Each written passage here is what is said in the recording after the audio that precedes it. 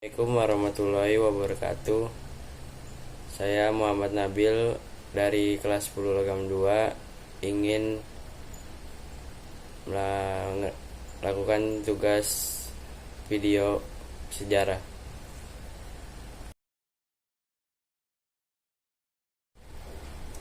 Politik etis atau politik balas budi adalah suatu kebijakan yang menyatakan bahwa pemerintah kolonial Belanda memegang tanggung jawab moral untuk mengganti kerugian penduduk.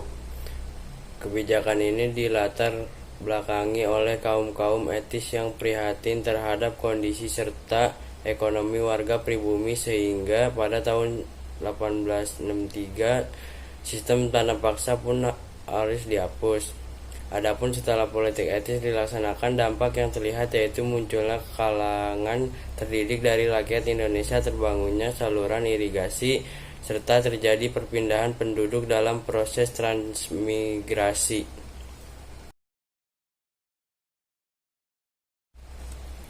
Sebelum tahun 1908, perlawanan bersifat kedaerahan. Perlawanan dipimpin oleh raja atau bangsawan. Perjuangan berbentuk perlawanan fisik melalui peperangan. Sesudah tahun 1908 sudah bersifat nasional. Perjuangan dipimpin oleh golongan terpelajar. Perjuangan melalui organisasi pergerakan nasional, pusat perjuangan di kota-kota.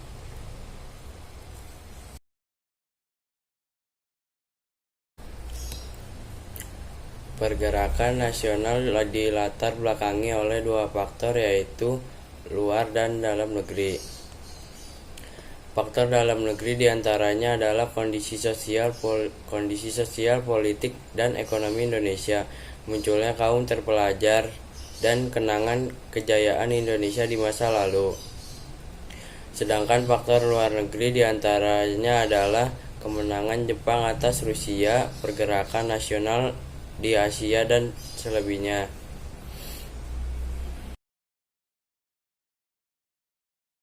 Budi Utomo didirikan pada 20 Mei 1908 oleh Sutomo atas gagasan dari Wahidin Sudirohusodo. Budi Utomo adalah organisasi pergerakan nasional pertama yang bertujuan untuk memajukan pendidikan dan kebudayaan di Indonesia.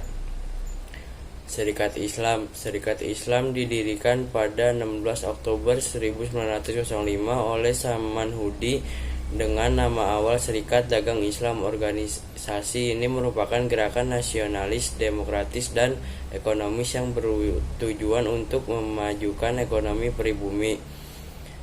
Indistpartis didirikan di Bandung pada 25 Desember 1912 oleh tiga terangka, yang diantaranya adalah Dewis Dekker, Dr. Cipto Mangunkusumo, dan Ki Hajar Dewantara.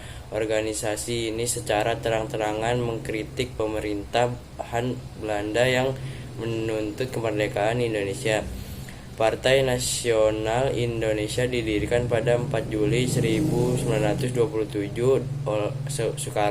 oleh Soekarno dengan tujuan untuk meraih kemerdekaan Indonesia dengan atas percaya pada diri sendiri.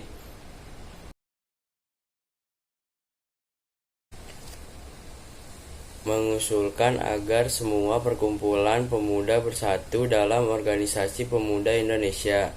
2. Mengakui menerima cita-cita untuk mewujudkan persatuan Indonesia, meskipun dalam hal ini masih belum jelas. 3. Mempersiapkan diselenggaranya Kongres Pemuda kedua. Hasil Kongres Pemuda 2 adalah 1. Menyepakati seluruh organisasi kepemudaan di Indonesia. 2.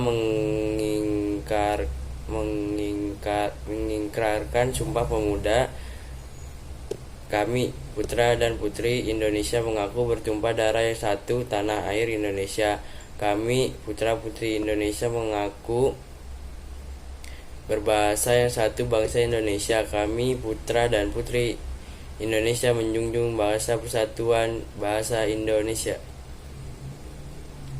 Terima kasih. Assalamualaikum warahmatullahi wabarakatuh.